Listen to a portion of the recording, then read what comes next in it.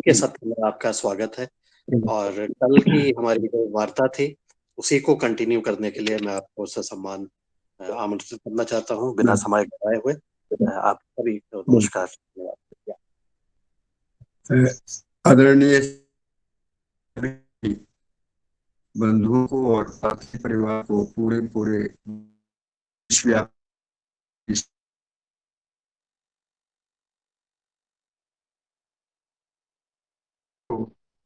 बहुत ही अच्छा लगा। और प्रातःकालीन संध्या में जिस तरीके से संधि काल में हम ऐसा करते हैं तो ये हमारी संस्कृति है। और भूरी भूरी प्रशंसा के साथ में आज के विषय को प्रारंभ करते हैं। मेरी आवाज ठीक पहुंच रही है सब तक? जी जी बिल्कुल जी ठीक है। तो बीच बीच में योगेश जी आप रहेंगे या बीच में थोड़ा इधर उधर जाएंगे?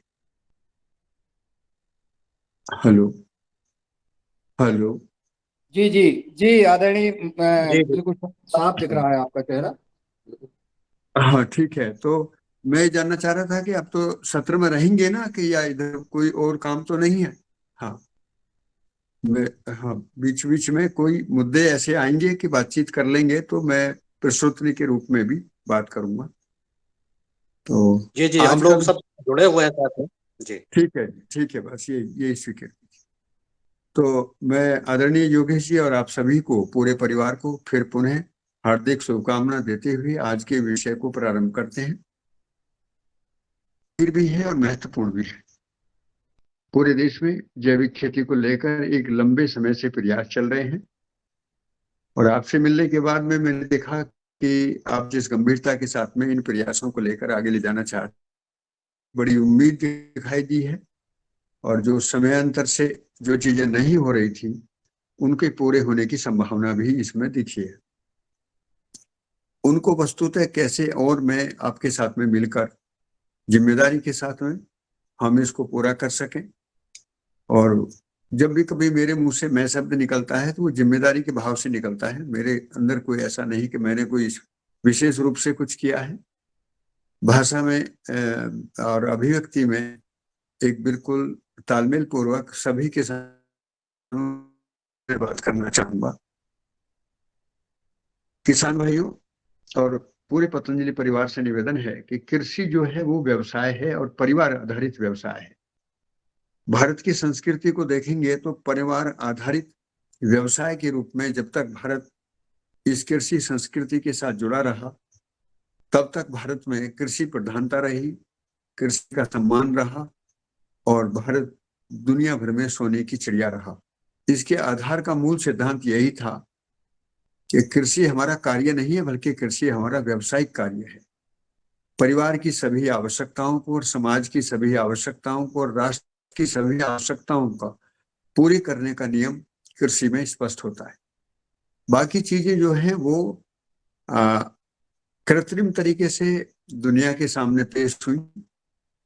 और अर्थव्यवस्था जब विकृत होती चली गई तो विकृत अर्थव्यवस्था के आधार में हम कुछ चीजों को लेकर बहुत ज्यादा बुरे जाल में फंसे हैं। उस जाल से निकलना बहुत जरूरी है और इसलिए हमको चिंतन की आवश्यकता है।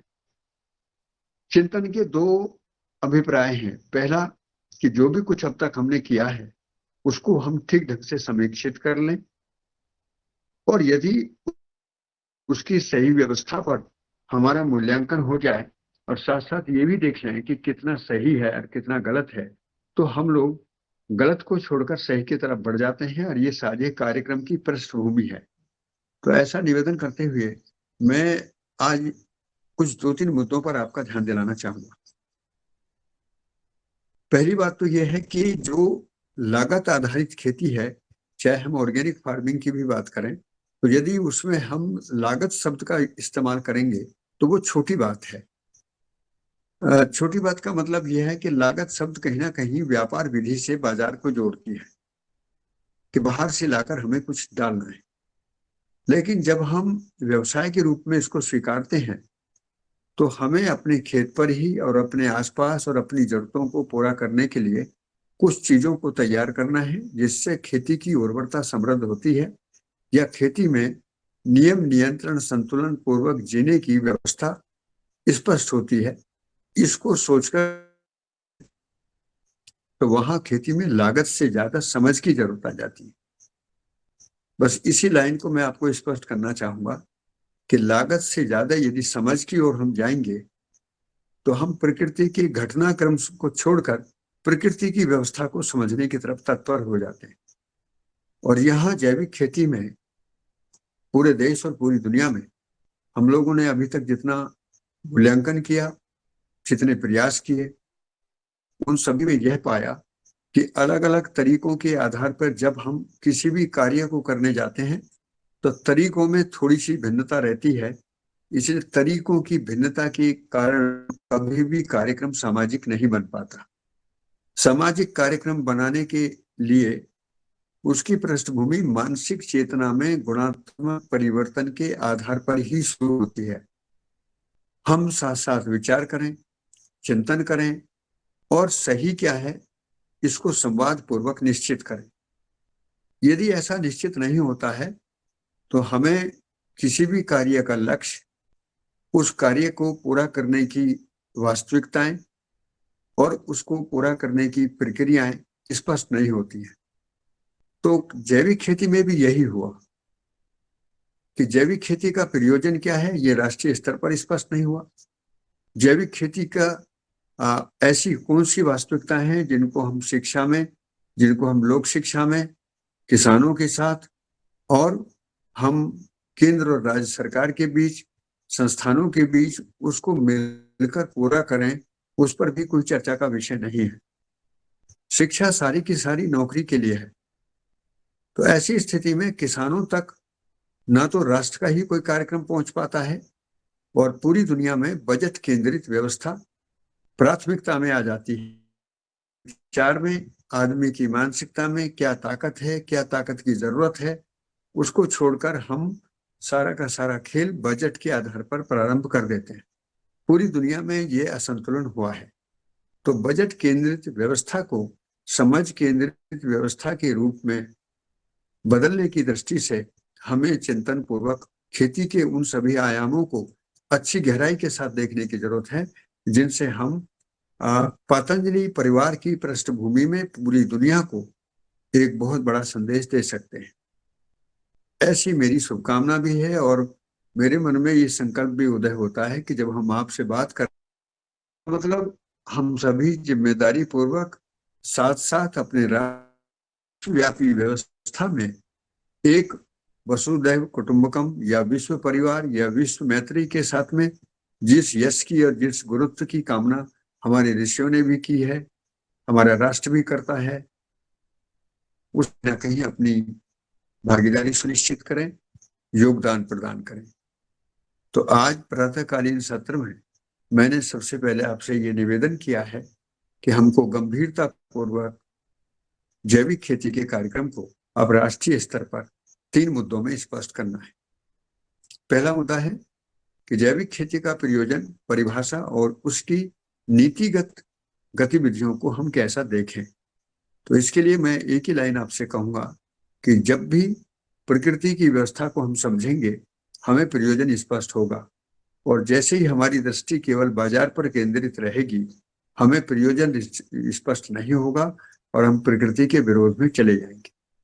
तो आज का सवेरे का हमको चिंतन का विषय यही है कि हम खेती करने से पहले बाजार से ज्यादा प्रकृति की व्यवस्था पर चिंतन करें, प्रकृति की व्यवस्था को समझें कि प्रकृति अपने आप में किस प्रकार काम करती है और साधारण भाषा में यदि खेती करें तो इतनी सी बात सामने आती है कि धरती, पेड़ पौधे, पशु पक्षी भी मिलकर जिस प्रकार से प्रकृति में काम करते हैं, उनके काम करने के नियम, उनके नियंत्रण, उनके संतुलन को मानव यदि सही ढंग से समझ ले तो वह प्रकृति के विरोध में नहीं जाएगा, बल्कि जमीन की उर्वरता की सिद्धांत क्या है, वनस्पतियों की बीज परंपरा कैसे समृद्ध होती है और पशु पक्षियों की वंश परंपरा कैसे समृद्ध होकर आवर्तन पर एक व्यवस्था बनी हुई है।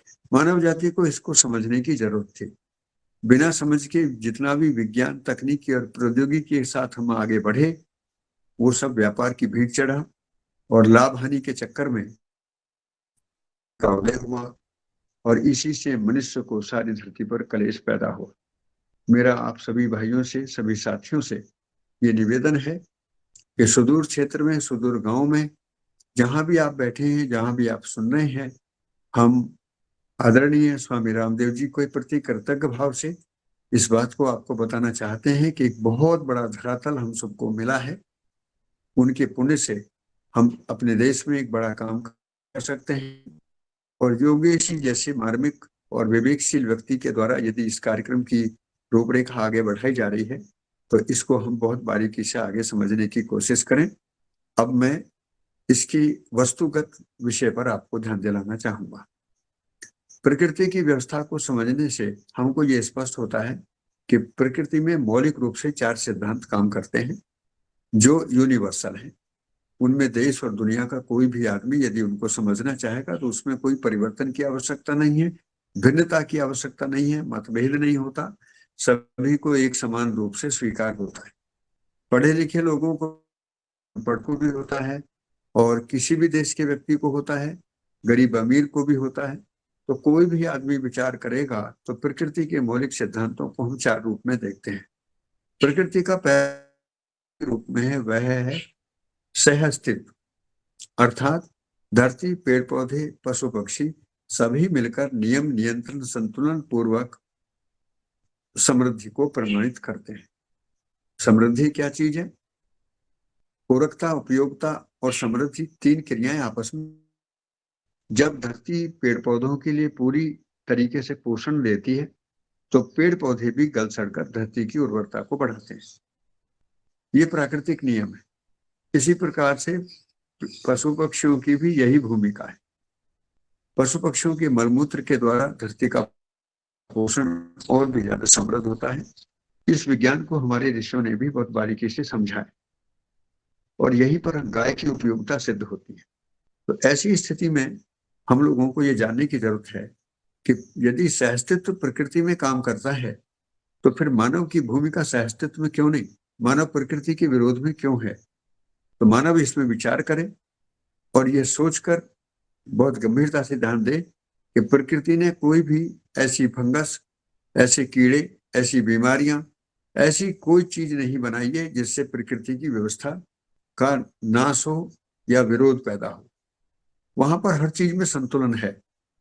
तो इसलिए हमको ये सोचने की जरूरत है कि धरती की सारी क्रियाएं पेड़ पौधों के लिए पूरी है, और धरती पेड़ पौधों की सभी क्रियाएं जीव जंतुओं के लिए पूरी है, और इन तीनों की क्रियाएं मनुष्य के लिए पूरी है। इस पूरकता के सिद्धांत के साथ एक दाने से 1000 दाने पैदा होते हैं।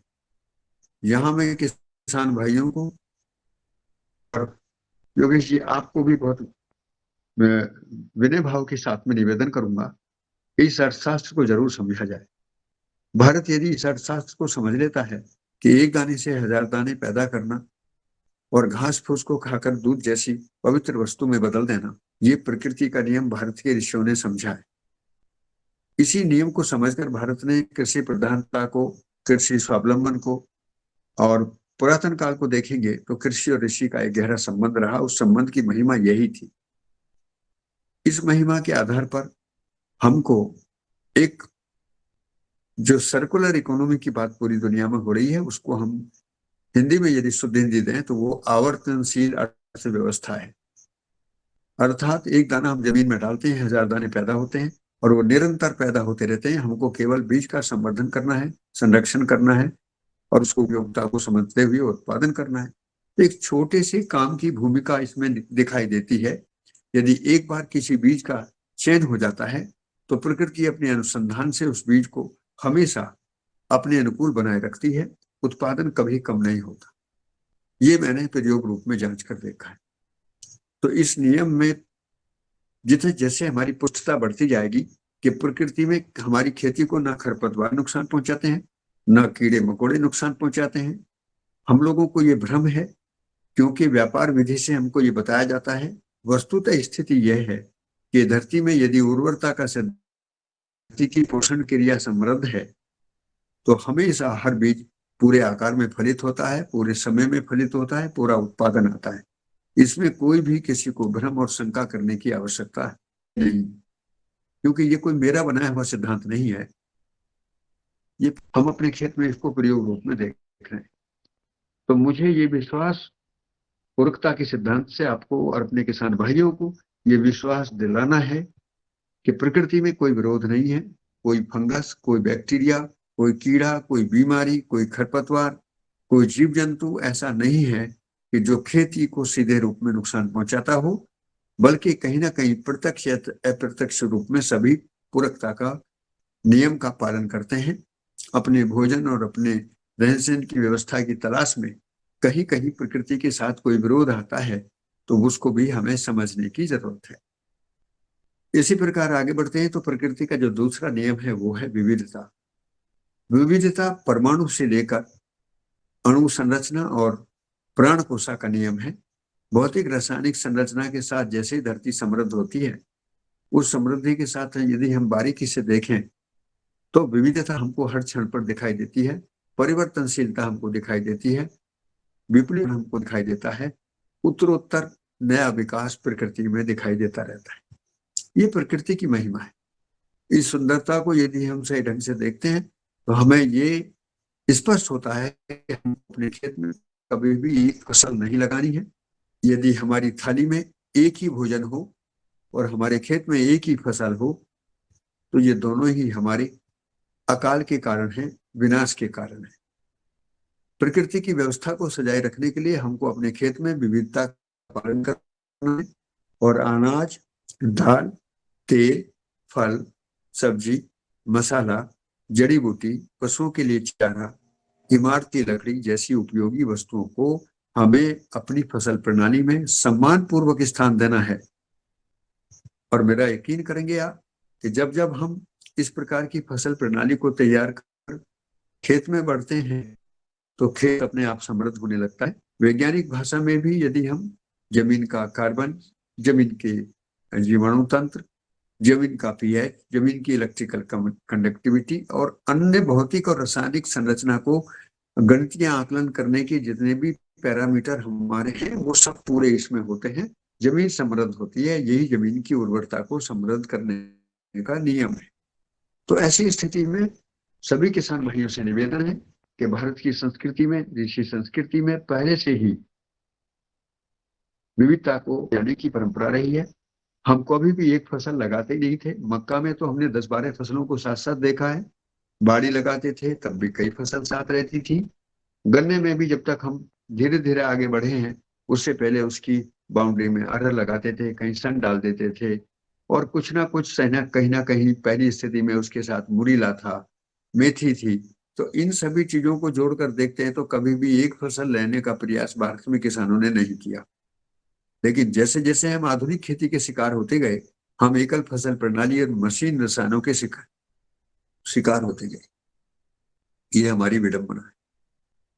ये हमारी बहुत छोटी सोच का कारण था कि हमने सजी हुई भारतीय संस्कृति के स्थान पर यूरोपीय संस्कृति को अपनाने की कोशिश की और भ्रम उसके चमत्कार के रूप में फंस गए।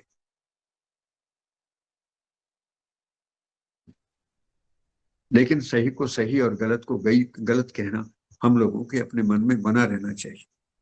ये बात हमें पूरी तरीके से स्पष्ट हो और हमारी समझ में भी आ जाए कि संस्कृति हमेशा वस्तु है। संस्कार, शिक्षा और ज्ञान एक ही वस्तु के नाम है।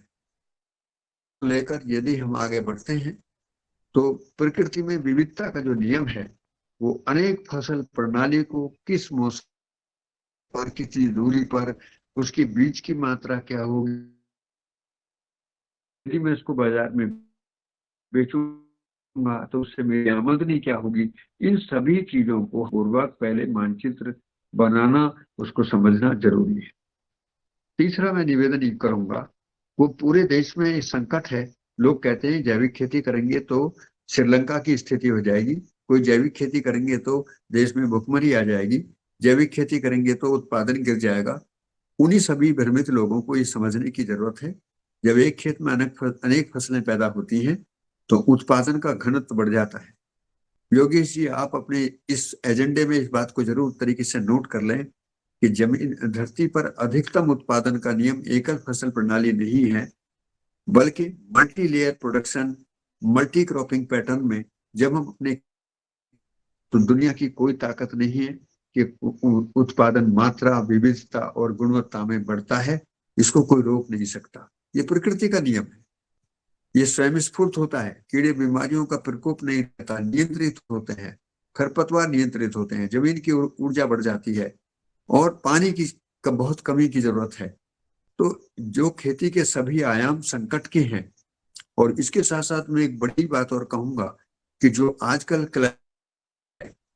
क्लाइमेट चेंज का भी यही एक उत्तर हमारे पास है कि हम यदि जमीन पर वनस्पति घनत्व को कुछ ऊंचाई तक बढ़ाने में सफल हो जाते हैं तो धरती पर जो कार्बन की प्रॉब्लम है ये भी कम हो जाएगी। और धरती पर जो तापमान वृद्धि की जो बात, प्राकृतिक नियम है। मैंने इसको देखा है कि जब भी हम बड़े बागों के पास में गर्मी के मौसम में भी जाते हैं तो उसके आसपास में कम से कम 2-3 डिग्री सेंटीग्रेड तापमान कम रहता है।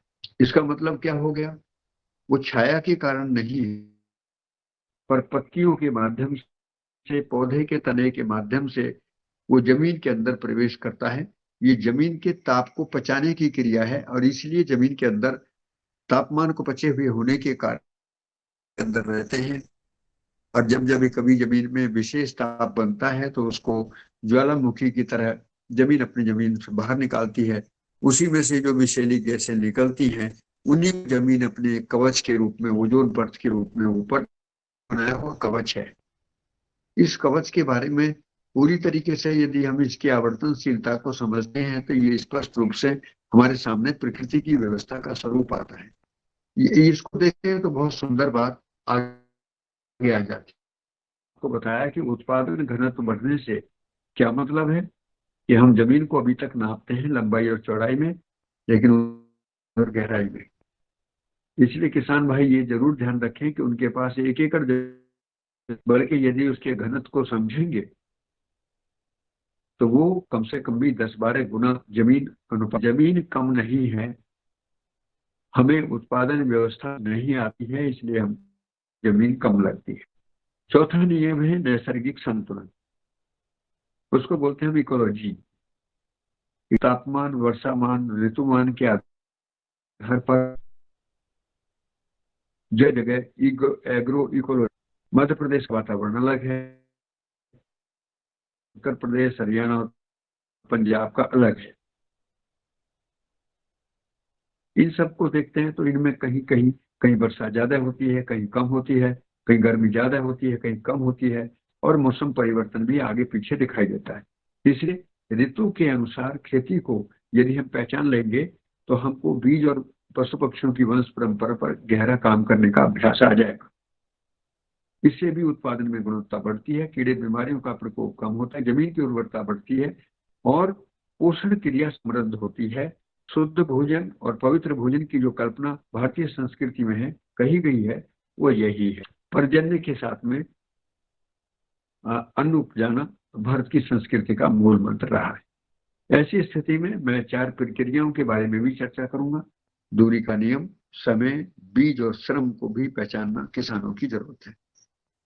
और किसान बहुत संतुलित और समृद्ध बीज, अपने जो वैज्ञानिक अनुसंधान से भी जो बीज गेहूं के हैं, धान के हैं, सब्जियों के हैं जो खोजे गए हैं, जिन पर अनुसंधान भी हुआ है, उनको भी जैविक खेती में प्रयोग करने में कोई संकट नहीं है यदि हम उनकी परंपरा को ठीक ढंग से समझ लें। जो बीज अपनी देशज परंपरा को नहीं बना पाते हैं, उनमें अड़चन है, उनका प्रयोग ना किया जाए, उनसे बचें तो अच्छा है। लेकिन हमारे संस्थानों में अभी ऐसे बहुत सारे बीज हैं पैदा होने की, उनके अंदर क्रिया पूरी होती है, उनको हम जैविक खेती में पूरी तरीके से सम्मान दें। देशी विदेशी और अनेक प्रकार के बीजों के चक्कर में फंसकर भी हम कई बार इस तरीके की उलझन पैदा कर लेते हैं और देशी का निषेध नहीं होता। और हम अपनी अपनी कल्पना से पुराने बीजों को, नए बीजों को आगे पीछे करते हुए बहुत सारे ऐसी अड़चन पैदा करते हैं। तो यहाँ पर भी ध्यान देने की जरूरत है कि वैज्ञानिक अनुसंधान, शोध और शिक्षा नीतियों के साथ साथ में जितना भी देश में विस्तार हुआ है, हम उसको भी सम्मान करते हुए जैविक खेती में साथ साथ मिलकर चलें, साथ साथ जोड़ें। जो समय की बात है, समय के लिए मैं बताऊंगा कि बीज में क्रिया का एक सूत्र है, और क्रिया की जो अवधि है, यदि मान लिया कोई गेहूं का दाना या कोई गेहूं का बीज 140 दिन में, धान का बीज 150 दिन में अपनी पोषण क्रिया को पूरा करता है, और हम उसको इतना पोषण नहीं दे पाते हैं, और हमने उसको 100 दिन दिया है, तो उससे क्या, उसका पोषण कमजोर होता है। ये प्राकृतिक नियम है। तो बीज पर भी गहरा काम करने की जरूरत है कि हम उसकी पोषण अवधि को सही ढंग से पहचाने, और उनके पुष्टि धर्म के साथ में यदि वो बीज पैदा होता है तो वो हमारी परंपराओं के लिए बहुत समृद्ध है। और अंतर्राष्ट्रीय स्तर पर इसी प्रकार के बीजों की, इसी प्रकार के पोषण युक्त खाद्यान्न की मांग भी तेजी से पतंजलि परिवार के साथ मिलकर कोई और बड़ी बात आगे आ जाएगी, तो ये हमारे मन में भी संकल्पना उदय होती है। इसके बाद में मैं योगेश जी एक निवेदन और करूंगा कि हमारा मैसेज यदि आदरणीय बाबा जी स्वामी जी तक पहुंच जाए तो मुझे बहुत खुशी होगी। वो मेरा कहना ये था कि जब हम जैविक खेती को एक क्लस्टर अप्रोच लेकर चलते हैं, तो हमारे पतंजलि परिवार के पास में व्यवसायिक प्रबंधन का पूरा स्वरूप है। इसमें कोई पैसा भी नहीं, बस केवल इस योजना को प्रयोजन पूर्वक केंद्रित व्यवस्था में लाना है। आपके साथ दिल्ली में चर्चा हुई चिंतन शिविर में, और हमने कहा था भी वहां सभी से कि जो क्लस्टर है वो भी छोटे साइज का है। उस यदि गांव को ही हम एक क्लस्टर मान लें, और उस गांव के क्लस्टर में हम 4 कार्यक्रमों को एक रूप तक कर दें, तो देश में एक नया आयाम खड़ा हो जाएगा। वो ये है कि हम उस गांव में उत्पादन का प्रबंधन कैसे करेंगे, उसके लिए क्या क्या चीजें किसानों को जरूरत पड़ेगी, क्या चीज समझाने की उपलब्ध कराई जानी है, वो आसानी से पतंजलि परिवार गांव के मिलकर साथ पूरा कर सकता है। दूसरा काम ये हो सकता है कि उनको प्रशिक्षण देना, समझाना, उनको उनको सारी चीजों को स्पष्ट करना, वो भी पतंजलि परिवार बहुत आसानी से कर सकता है। हम सब मिलकर इस काम को पूरा करेंगे। और इसमें क्या होगा कि उत्पादन प्रबंधन जब विविधता के साथ, प्राकृतिक नियम के साथ आगे आया है, तो गांव में प्रमाणीकरण करेंगे। प्रमाणीकरण राष्ट्रीय व्यवस्था है, उसमें हम सब गुणवत्ता के मानकों का पालन करने में कोई तकलीफ नहीं होगी। तो प्रमाणीकरण, हम बहुत ही प्रमाणीकरण प्रक्रिया को भी बहुत आसानी से उसमें सहज गति से किसानों तक कैसे पहुंचे, ये भी देश के साथ अभी तक चुनौती रही है। पतंजलि परिवार इसको भी पूरा कर सकता है। तीसरी बड़ी बात यह है कि प्रसंस्करण उद्योग, ये सारी बहुत बारीक चीज है, इसको हम परिवार के साथ केंद्रित करके भी पूरा कर सकते हैं, और अपने ब्रांड नेम के द्वारा आदरणीय जो पतंजलि परिवार का पूरा एक नेटवर्क पूरे देश में चल रहा है, वो उसी के साथ यदि गांव उत्पादन को उसी ब्रांड, एक ही ब्रांड पूरे देश के लिए एक बहुत बड़े फलीभूत आकार में खड़ा हो जाएगा। किसान अलग अलग ब्रांड बनाना, पैकेजिंग करना, मार्केटिंग करना, दुनिया भर के जो अपराध किसानों के साथ खड़े होते हैं, उससे मुक्ति मिलेगी। और एक ही गांव में उत्पादन प्रबंधन, एक ही गांव में प्रमाणीकरण, एक ही गांव में प्रसंस्करण उद्योग, साथ में हम पूरी व्यवस्था को राष्ट्रीय अंतर्राष्ट्रीय ले होगी। इसके साथ हम गांव के स्वराज की कल्पना भी कर सकते हैं। और जिस प्रकार स्वामी जी पूरे विश्व के साथ और बहुत सारी चीजों को लेकर, मुझे लगता है कि आज हमारे आपसे मिलने का भी मन यही है कि मेरे मन में बार बार, और ये बहुत ही समय की मांग है कि एक गांव को एक क्लस्टर के रूप में मानकर उसमें पूरी कार्य योजना और उसमें पूरी ग्राम स्वराज की अवधारणा, जिसमें शिक्षा में स्वास्थ्य के लिए योग, व्यायाम और अपने खान पान को कैसे समझेगा, कृषि उत्पादन में श्रम का महत्व कैसे होगा, और सही समझ और सही श्रम के साथ खेती कैसे समृद्धि को प्राप्त होगी, ये तीसरा आयाम है। और चौथा आयाम है कि समाज न्याय को लेकर हम कैसे परस्पर जो गांव में जो गांव सम्मान का कम रहा, काम करने वाले को सम्मान कम दिया गया और जो काम नहीं करता था उसने अपने को बड़ा आदमी मान लिया और उसने दूसरों का अपमान भी किया। तो मुद्दा कभी भी वस्तुओं के बंटवारे का नहीं रहा। वस्तुओं के बंटवारे पर समाज कभी नहीं लड़ा। समाज जो लड़ा है, समाज की जो क्षति हुई है, वो मूल्यों के आधार पर हुई है। जब भी कभी हमने किसी एक वर्ग को सम्मान नहीं दिया, वो सम्मान वो वर्ग भारतीय हिंसा में विरोध का कारण बना। ऐसे में गांव में सामाजिक न्याय की स्थापना करने में पतंजलि परिवार की एक बहुत ही बड़ी उपलब्धि होगी और मैं निवेदन करूंगा कि इन सब चीजों को बहुत अच्छे तरीके से हम पूरा कर सकते हैं, मिलकर पूरा कर सकते हैं। और इसी के आधार पर व्यवस्था, मतलब हर गांव के पास अपना एक कोष हो, अपना एक श्रम बैंक हो, अपना एक निवेश की वस्तु को वो निवेश करने की जगह हो। तो यदि गांव एक स्वराज्य के आकार में खड़ा होता है तो राष्ट्र पूरी दुनिया में बहुत ही आर्थिक समृद्धि के साथ में पेश होता है। ये संकल्पना कहीं ना कहीं भारत सरकार की भी उदय है। यशस्वी प्रधानमंत्री जी का भी यही मंतव्य बार बार दिखाई देता है। तो ऐसे में मेरा ये निवेदन, यदि आप को, मैं बाबा जी भी बोल देता हूँ, स्वामी जी भी बोल देता हूँ, मेरे मन में उनके प्रति सब तो मेरी नहीं हुई है, लेकिन हृदय में जिस तरीके से झंडा ऊंचा करते हैं, तो उनसे मुझे क्या, हर आदमी को, पूरे भारत के हर आदमी को गौरव होता है। उस गौरवशाली क्षण को कैसे हम आगे बढ़ाकर करें, ये एक महत्वपूर्ण मुद्दा है।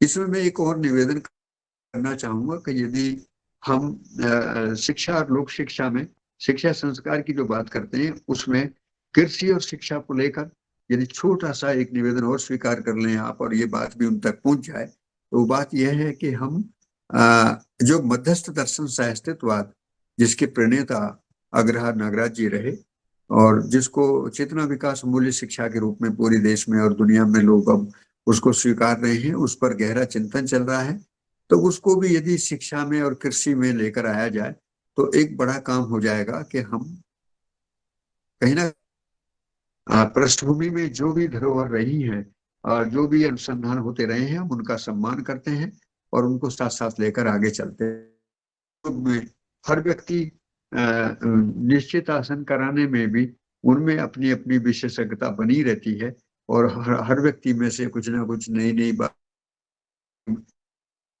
मुद्राओं से, भाव से, भंगिमा से, भाषा से हमको जैसे नए नए अनुसंधान की झलक आती है। इसी प्रकार भारत में जिस प्रकार आध्यात्मिक संस्कृति को लेकर अनुसंधान होते रहे, उन सभी को जोड़कर भी हम आगे बढ़ेंगे करेंगे, ये भी कल्पना मेरे अंदर मन में उभरती है। दूसरा, अंत में मैं कहूंगा कि मैं लागत के आधार पर ज्यादा चर्चा नहीं करता। मैं और उसी गौशाला के आधार पर ही मैं खेती करता हूँ और साथ साथ में मेरे पास में प्रसंस्करण यूनिट है और मेरा पूरा परिवार खेती में लगा है। कई बार लोगों के मन में आता है कि हो जाए, तो छोटी सी पृष्ठभूमि में परिवार की भी आपको दे देता हूँ। 2 बेटे हैं, 1 बिटिया है और पूरा परिवार खेती में लगा है।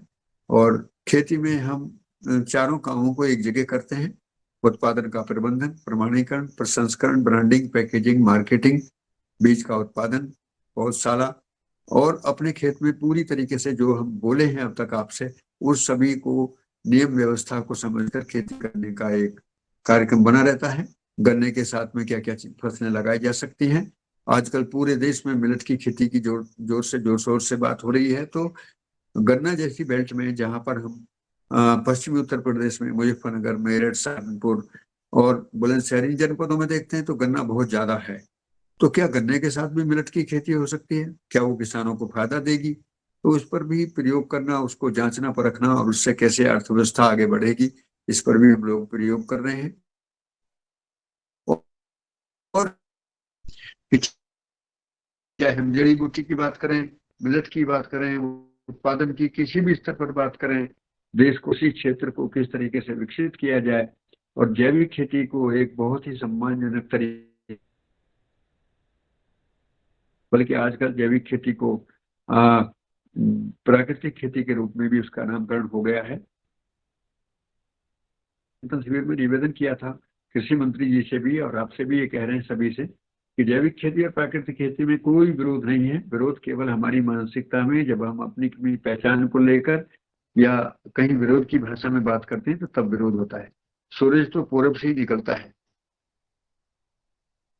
हमने पेश, ये तो आपकी मर्जी है, लेकिन उसका नियम तो पूरब से निकल कर यदि हम प्राकृतिक जैविक खेती को एक समन्वित रूपरेखा, तो बहुत बड़ा काम होगा। हम खेती में कोई भी परिवर्तन करें, प्रकृति की व्यवस्था को समझना उसका मूल सिद्धांत है। और आपने मेरी बात को खूब अच्छे से सुना होगा, और आज शायद बात पूरी हो भी गई होगी, तो मैं हमेशा आपके साथ जुड़ा रहूंगा। लेकिन मेरे मन का भाव यही है कि किन्हीं भी पतंजलि परिवार के हर व्यक्ति के लिए मेरे परिवार के रास्ते खुले हैं। मैं पतंजलि परिवार का एक हिस्सा हूँ, और अपनी स्वीकृति और अपने विश्वास के साथ में विश्व कल्याण की भावना से लेकर और अपनी खेती को आगे बढ़ाए जाने की दृष्टि से मैं भारत के उन सभी किसानों का, जिनको मैं पूरे देश में घूम कर देखा हूँ, महाराष्ट्र के जंगलों में, चाहे मध्य प्रदेश और छत्तीसगढ़ के जंगलों में, हमने देखा है कि वो हमारे परिवार, जिनको देखकर बहुत संवेदनाएं उभरती हैं, उनको भी हम कैसे अधिकतम समृद्धि की ओर मोड़ सकें, देश में सभी लघु और सीमांत किसानों के लिए एक बहुत बड़ी रूपरेखा बना सकें।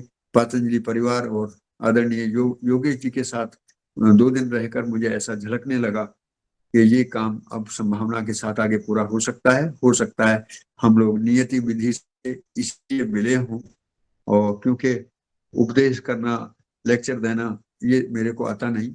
मैं एक प्रयोगकार किसान हूँ। अपने खेत में 8 से 10 घंटे श्रम करके ही मुझे अपने में एक भरोसा होता है कि मैं अभी जिंदा हूँ। तो ऐसी परिस्थितियों को, ऐसी आवश्यकताओं को, ऐसी अनिवार्यताओं को, सभी को प्रयोजन के साथ जोड़कर यदि हम एक बड़े आकार में उभरते हैं तो हमारा बोलना सार्थक होगा, आपका सुनना सार्थक होगा, और एक विश्वव्यापी संकल्पना के साथ हम आगे बढ़ेंगे। ऐसी शुभकामनाओं के साथ आप सभी को मैं नमस्कार करता हूँ। नमस्कार जी, बहुत बहुत धन्यवाद। बहुत बहुत आपके आपके विचार, आपके अनुभव, आपके द्वारा किए जा रहे कार्य, आपका चिंतन, ये हमारे लिए बहुत प्रेरणा का स्रोत है। क्योंकि इस योगाहार परिवार के जो ये जो सत्र चलता है हमारा, ये चिंतन का ही सत्र है। और ऐसे चिंतन से, ऐसे जो भी हमारे सामने अनुभव निकल के आते हैं, उससे हम सब लोग लाभान्वित होते हैं। आपने बहुत सारी संस्तुति दी है, आपने साथ मिलकर के काम करने की एक रास्ता, एक हाथ बढ़ाया है। निश्चित रूप से मुझे लगता है कि जब हम सब लोग हाथ में बढ़ाएंगे, एक दूसरे के प्रति अपना हाथ बढ़ाएंगे, तो निश्चित रूप से उसमें कुछ प्रगति होगी, उसमें हम आगे बढ़ेंगे। और इस योगाहार परिवार में और पतंजलि परिवार में यही हमारी स्ट्रेंथ है, यही हमारी शक्ति है कि हम साथ मिल करके, एक दूसरे के सहयोगी बन करके, एक दूसरे को देने के भाव से अगर जब हम काम करते हैं तो हम निश्चित रूप से आगे बढ़ते हैं। हमारी गति धीमी हो सकती है, धीमी हो सकती है, किसी की गति तेज भी हो सकती है, लेकिन हम निश्चित रूप से आगे बढ़ने का प्रयास करते हैं। जिस प्रकार से जब से योगाहार कक्षा की शुरुआत हुई थी, तो पहले योग से शुरुआत हुई थी, और उसको धीरे धीरे हमने उसमें आहार की भी चर्चा की। और उसका आशय भी ये था कि अगर हम योग करते हैं तो हम 2 कदम आगे बढ़ रहे हैं, लेकिन अगर हमारा आहार सही नहीं है बिल्कुल तो हम 3 कदम पीछे की तरफ बढ़ रहे हैं, तो हम अपने गंतव्य की तरफ नहीं बढ़ पाएंगे। तो ये इस कार्यक्रम की जो शुरुआती दौर है, और उससे ये जो चिंतन हमारा नियमित रूप से चल रहा है, आज 802 दिन पूर्ण हो गए हैं। तो इसको भी हम ध्यान में रखते हुए इसमें बहुत सारी सीख हमें मिली हुई है। और मैं आदरणीय त्यागी जी को बताना चाहूंगा कि आज इस कार्यक्रम में आप जुड़ने वाले, जो पद्मश्री की हमारी श्रृंखला है, उसमें आप 17वें नंबर पर हैं। इस तरह से हमारे 16 और बहुत अच्छा। पद्मश्री हमारे देश के, जिन्होंने अलग अलग क्षेत्रों में काम किया है, उन्होंने भी इस मंच का गौरव बढ़ाया है। इसी प्रकार से अन्य हमारे बहुत सारे अधिकारीगण और हमारे बहुत सारे ऐसे लोग हैं जिन्होंने अपना योगदान इस चिंतन में दिया है। और इससे पा करके, इससे सीख करके हम सब लोग अभिभूत निश्चित रूप से आगे बढ़ने की हमें प्रेरणा मिली है। तो ऐसे ही हम परस्पर एक दूसरे के प्रति अपने हाथ बढ़ाते रहेंगे, सहयोग की भावना के साथ बढ़ते रहेंगे। तो और आज के इस मंतव्य के लिए आपने जो दिया है उसका मैं आभार व्यक्त करता हूँ। और साथ ही आज हमारे बहुत सारे साथियों के मन में अगर कोई प्रश्न है, कोई उनकी बात करना चाहता है, संवाद करना चाहता है, तो ये मंच भी अब खुला है। और इस मंच को आगे संचालित करने के लिए मैं रिक्वेस्ट करना चाहूँगा श्री मुंदीलाल जी को, कि वो आकर के अब आगे की बात चर्चा सबको साथ लेते हुए प्रश्नों की जो बात है, या चिंतन जो भी है हमारे साथियों का, वो चिंतन को आगे बढ़ाने की को कार्य को हम आगे बढ़े। जी नमस्कार, धन्यवाद।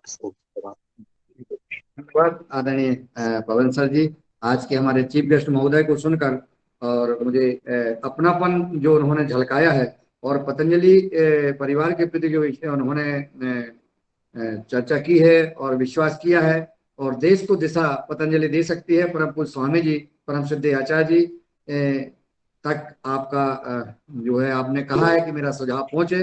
निश्चित आदरणीय पवन कुमार जी के माध्यम से, परम सिद्ध आचार्य जी के माध्यम से और स्वामी जी तक यह बात पहुंचेगी। और आपकी भावना को मैं प्रणाम करता हूं, नमन बंदन करता हूं। मैं ज्यादा समय न लेते हुए मैं आदरणीय हमारे बीच में डॉक्टर ऋषि कुमार वर्मा जी उपस्थित हैं, जो आपके साथ इस चिंतन में रहे थे, आदरणीय पवन सर जी और आदरणीय डॉक्टर ऋषि कुमार जी। तो मैं डॉक्टर ऋषि कुमार वर्मा जी को सादर आमंत्रित कर रहा हूं कि वो आए और आदरणीय हमारे चीफ गेस्ट महोदय संवाद करें।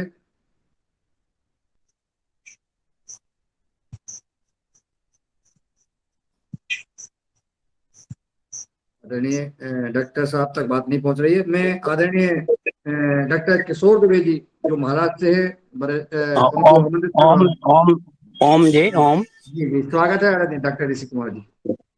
हाँ, सबसे पहले पद्मश्री त्यागी जी का अभिनंदन करता हूं मैं कि उन्होंने इतनी एक जो टोटल ऑर्गेनिक मैनेजमेंट के बारे में जो उन्होंने इतना अच्छा वक्तव्य दिया है, सभी के लिए एक बहुत ही अच्छी चीजें हैं कि उनका अनुकरण करें। उनके बारे भारत की पॉलिसीज बनाने में ये सारी चीजें बहुत काम आएंगी। और उनका जो अनुभव है ऑलरेडी भारत सरकार उठाती है, लेकिन इसको जन जन तक पहुंचाने में ये जो हमारा प्लेटफार्म है, इसमें जो हमारे किसान भाई जुड़े हुए हैं, पतंजलि परिवार जो है पूरे देश के हर एक हिस्से में है, और जो हमारे कार्यकर्ता जुड़े रहते हैं, जब तक के एक जन आंदोलन नहीं बन जाएगा तब तक खाली एक आदमी के कहने से सरकार भी नहीं झुकती है। जब पूरे का पूरा सिस्टम नीचे से ऊपर तक आवाज उठाते हैं तो ये एक जन आंदोलन बनेगा। और इसमें त्यागी जी हमारे एक तरह से लीडर के रूप में काम कर रहे हैं, और लीडर भी तभी सक्सेसफुल होते हैं जब उनके पीछे में जन आंदोलन होता है। तो मैं इस चीज के लिए त्यागी जी को हम अपना लीडर मान के उनसे आग्रह करेंगे कि वो हम सबको लीड कर सकते हैं। इसी चीज की मेरे बाकी डॉक्टर साहब, तो मैं हमेशा नेतृत्व में आपके साथ हूँ। हाँ, बहुत बहुत धन्यवाद सर। और मैं बहुत ज्यादा समय न लेते हुए दूसरा एक चीज और मैं बताना चाहूंगा सर, कि मैं जिसमें एक्सटेंशन वाले में था, जेएस श्री प्रवीण सैमुअल जी थे, उन्होंने बहुत अच्छी एक रिपोर्ट बनाई है। और वो रिपोर्ट मैं आपके साथ पवन जी के माध्यम से आपके साथ शेयर करेंगे, जिसमें एक्सटेंशन में क्या क्या संभावनाएं हैं, उन्हीं संभावनाओं को अगर आप भी देखेंगे और अपने वाले ग्रुप की भी इसी तरह से रिपोर्ट बन जाएगी जिसमें आप थे भूमि संवर्धन के लिए, तो वो बहुत अच्छी बात होगी। हर जन जन तक वो चीजें पहुंचेंगी। बस इसी के साथ मैं अपनी वाणी को विराम देता हूँ सर। धन्यवाद। बहुत अच्छा, आपको बहुत बहुत नमस्कार। नमस्कार। धन्यवाद बहुत बढ़िया। आदरणीय डॉक्टर ऋषि कुमार जी। और मैं आदरणीय डॉक्टर किशोर दुबे जी को सादर आमंत्रित कर रहा हूँ, वो आए और हमारे चीफ गेस्ट महोदय से संवाद करें।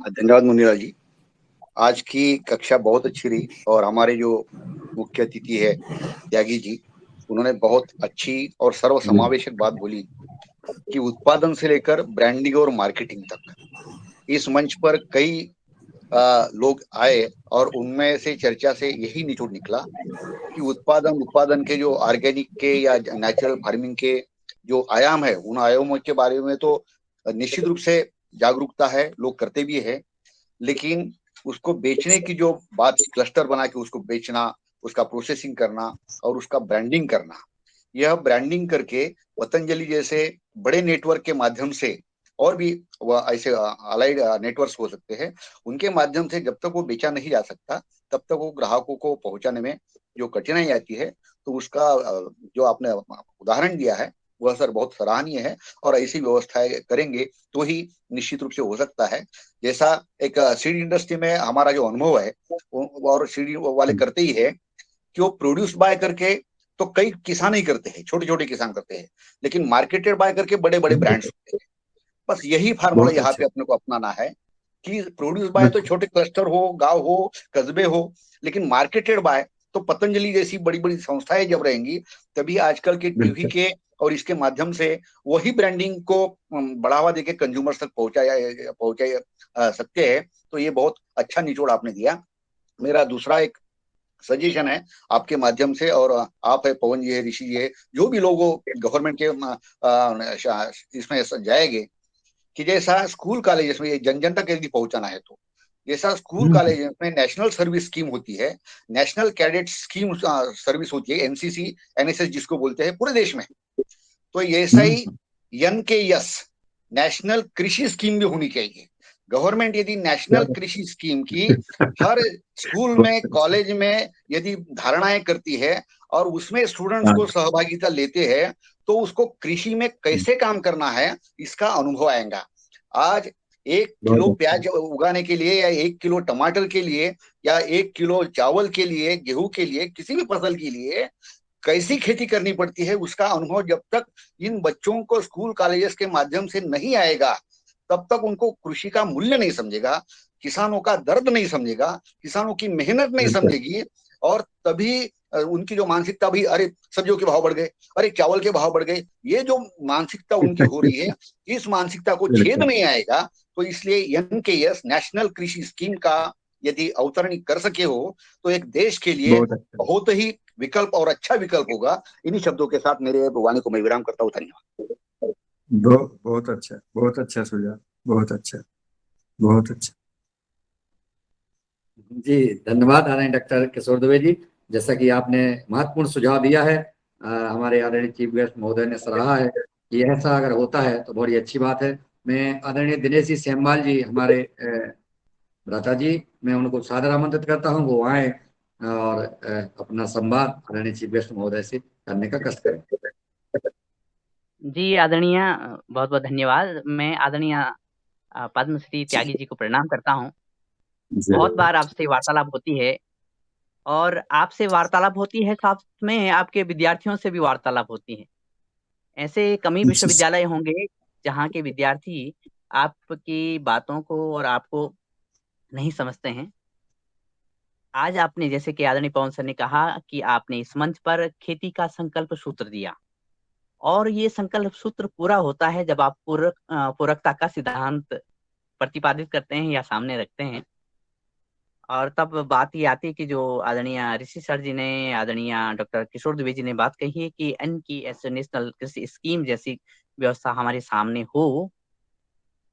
यहाँ पे जो आपने कृषि विविधीकरण का प्रबंधन का है, तब थोड़ा सा जैसे कि आजकल बीच में किसानों के बीच थोड़ा सा ये असमंजस की स्थिति रहे कि जो ऑर्गेनिक फार्मिंग, नेचुरल फार्मिंग जैसी स्थिति, वही स्थिति अभी अलग अलग तकनीकी पर भी है।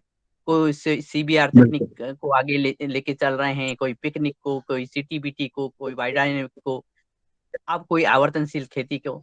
तो इसमें कैसे समन्वय हो, इसमें कैसे पूरकता आए, ताकि हमारे जो किसान बंधु हैं और हम सब उपभोक्तागण हैं, इस खेती के संकल्प को एक साथ लेकर के चलें।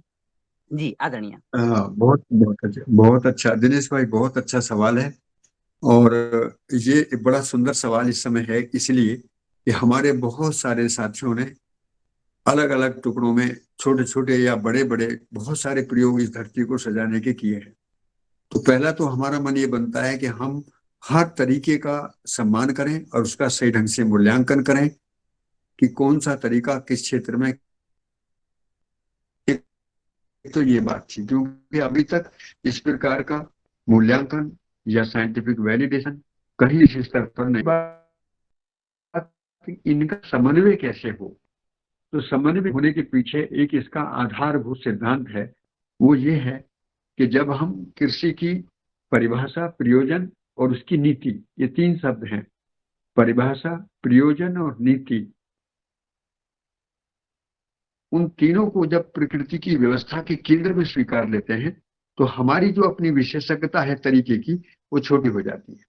क्योंकि अभी टकराव का कारण बनता है कि मेरा जो तरीका है वो सबसे अच्छा है, और जबकि वास्तविकता ये है कि मेरा तरीका अच्छा है लेकिन लोगों तक ठीक रहेगा, जहां जमीन बदलेगी, वातावरण बदलेगा, वहां पर कैसे उपयोगी होगा, तो इसकी जांच के बिना बोलना ठीक नहीं है। कहा कि विविधता प्राकृतिक नियम है, वो किसी मनुष्य का बनाया हुआ नहीं है। इसलिए प्रयोजन की स्पष्टता में भी विविधता आएगी, पॉलिसी बनाएंगे तब भी विविधता आएगी, नियम बनाएंगे तब भी विविधता आएगी, और उत्पादन बढ़ाना है तब भी विविधता आएगी। तो विविधता को लगाना कैसे है खेत में, उसकी एक परफेक्ट प्लानिंग की जरूरत थी, और उसका भी तरीका यही है कि हम खेत का एक सही तरीके से मानचित्र बनाकर उसको लागू करते हैं। उस पर कभी कोई और सेशन रख लेंगे तो उस पर भी बात हो जाएगी। लेकिन जब तक हम कृषि को, शिक्षा को और अनुसंधान को एक रूपता दिलाएंगे, तरीकों पर इस प्रकार की विशेषज्ञता का युद्ध होता रहेगा और सब एक दूसरे की काट छांट भी करते रहेंगे। ये प्रतिक्रियाएं बराबर चलती ही रहती हैं। इसलिए हम पूरे देश से, डॉक्टर ऋषि कुमार जी, पवन जी उस कार्यक्रम में थे, हमारा भाव यहाँ पर यही, राष्ट्रीय कृषि ये योजना यदि पूरी नहीं होती है नहीं दे पाएंगे और बजट का ही खेल चलता रहेगा। तो दिनेश भाई, सवाल आपने बहुत सुंदर किया है। कृषि को 3 क्षेत्र में देखना शुरू करें। प्रकृति की व्यवस्था केंद्रित हमारी नीति हो, प्रकृति की उत्पादन व्यवस्था को समझकर क्षेत्रीयता के साथ हमारी कार्य योजना हो, और हम अपने किसानों के हाथ में उत्पादन प्रबंधन, प्रमाणीकरण, प्रसंस्करण और मार्केटिंग की व्यवस्था के साथ एक कार्यक्रम सुनिश्चित करें, तो इस देश की तरक्की को रोकने वाला कोई है नहीं। ये मैं निवेदन आपसे करता हूँ। जी आदरणीय, धन्यवाद, प्रणाम। धन्यवाद आदरणीय परम आदरणीय त्यागी जी और हमारे आज दिनेश जी ने जो सवाल किया, बहुत उत्तम। अब मैं आदरणीय किसान भाई रमेश चंद्र मेहरा जी को आमंत्रित कर रहा हूं कि वो आए और हमारे आदरणीय चीफ गेस्ट महोदय से संवाद करने का कष्ट करें। रमेश चंद्र मेहरा जी। जी ओम, सदन को नमन। बहुत अच्छी चर्चा चल रही है। मेरा प्रश्न आदरणीय दिनेश जी ने पूछ लिया है, मैं उसी पर बात कर रहा था। ये भिन्न भिन्न जो अलग अलग पद्धति चल रही है, इनमें समन्वय कैसे हो। दूसरा मेरा प्रश्न ये था कि आपने कहा कि मुझे जो मार्गदर्शन मिला वो माँ नर्मदा के उद्गम स्थान अमरकंटक से मिला, वो क्या घटना थी या उनसे कैसी प्रेरणा मिली, कृपया उसे बताएं। जी ओम।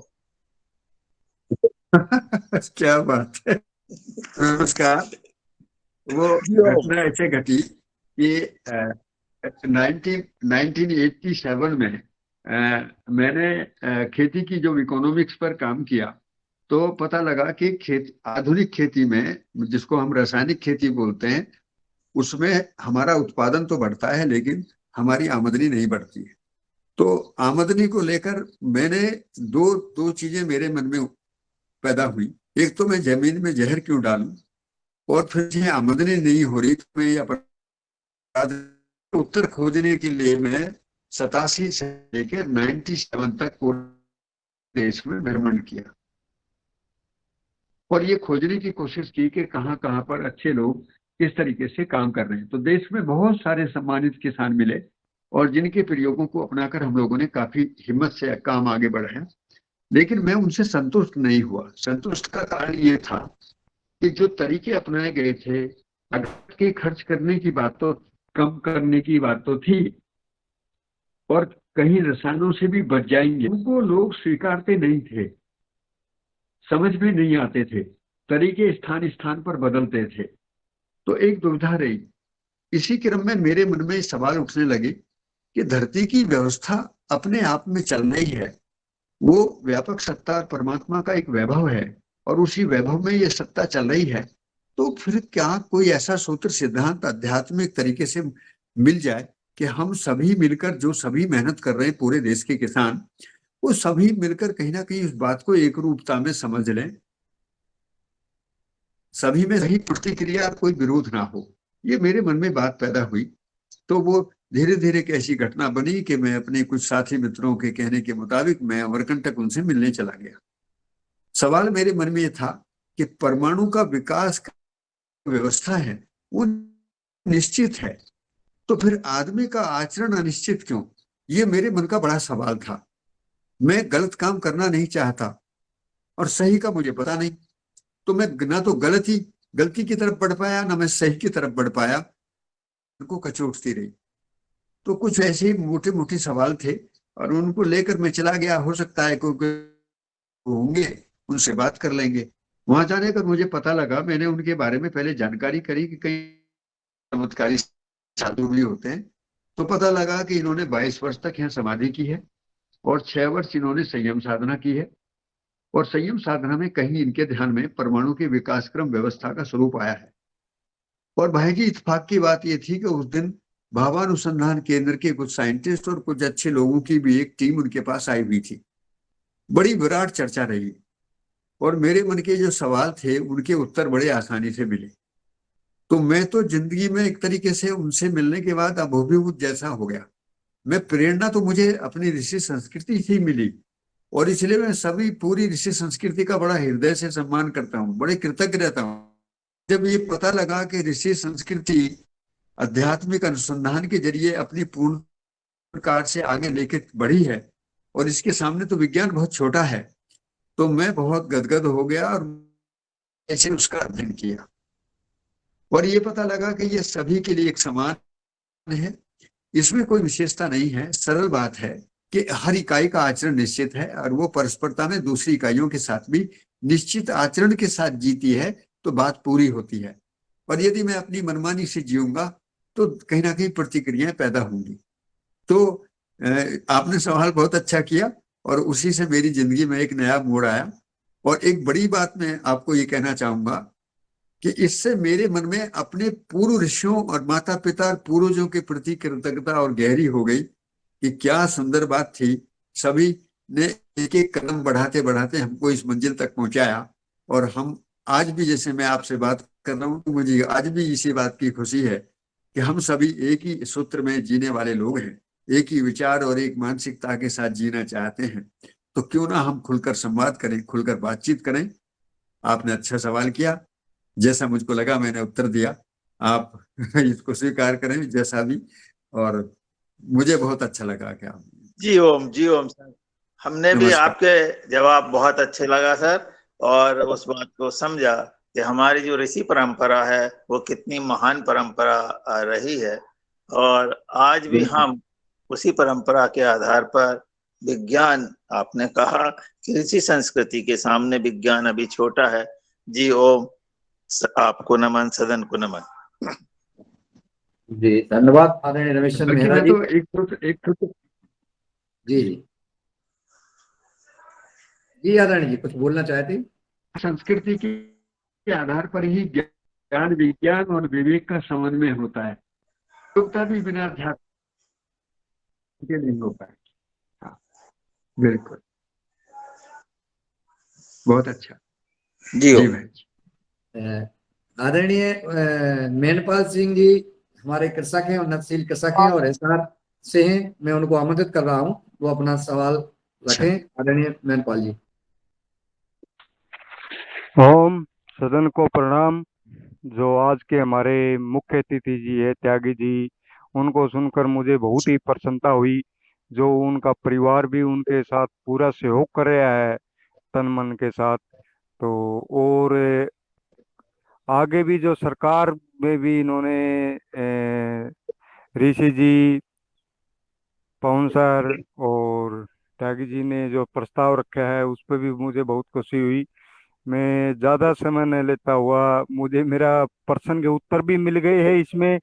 और डॉक्टर दुबे जी कह रहे थे जो स्कूल और कॉलेजों में भाई बच्चों को ये संदेश देवें, उनको क्लास आधा एक घंटा की लगाएं और समझाएं, तो इसमें बहुत ही हम सफलता पा सकते हैं।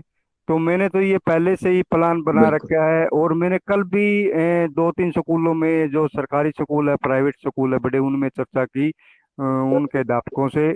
और मुझको टाइम मिला है 1-2 दिन में वो वहाँ पर बच्चों को गाइड करने का, तो मुझे उस पे बहुत प्रसन्नता हुई। तो हम उस पे कार्य करने वाले हैं 1-2 दिन में, ज़्यादा समय न लेते हुए।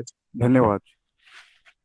जी, धन्यवाद बहुत बहुत आदरणीय मेंढपाल जी। और हमारे किसी किसान भाई का, किसी योग साधक, शिक्षक, वरिष्ठ समाज सेवी जो भी जुड़े हैं, विभिन्न राज्यों से जुड़े हैं, वो उनका सुझाव आमंत्रित है, अगर कोई अपना सवाल कर सकते हैं। जी, आदरणीय बने सिंह जी। जी ओम। सदन के सभी लोगों को मेरा प्रणाम। आज के मुख्य अतिथि ने अमूल्य विचार रखे हैं, इसके लिए इनको भी दिल की गहराइयों से मैं और हृदय से प्रणाम करता हूँ। मेरा क्वेश्चन मुख्य अतिथि से था कि जैसे अलग अलग रिसर्च वालों ने खोज किया, जैसे टीसीबीटी पद्धति ताराचंद बेल जी ने, हमारे गुजरात के एक कृषक है, उन्होंने गोकृपा अमृतम बनाया है।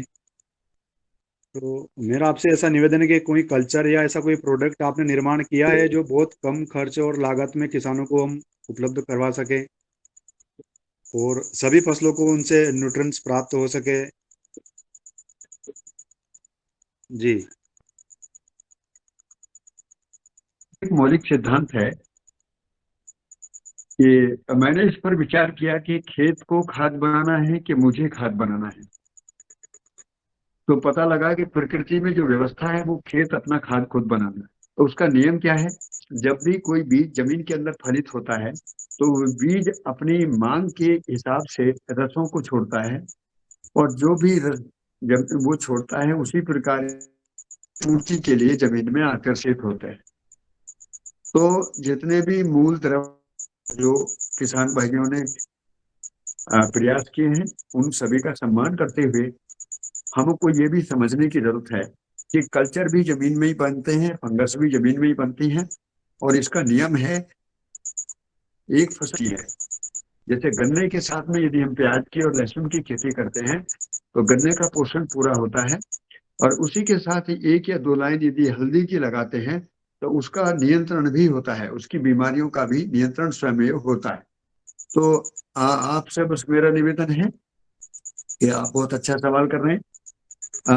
ऐसी बहुत सारी चीजें बहुत सारे वैज्ञानिक और बहुत सारे किसान भाइयों ने बनाई हुई हैं, और मेरे मन में आया कि मैं ऐसी चीज दूंगा।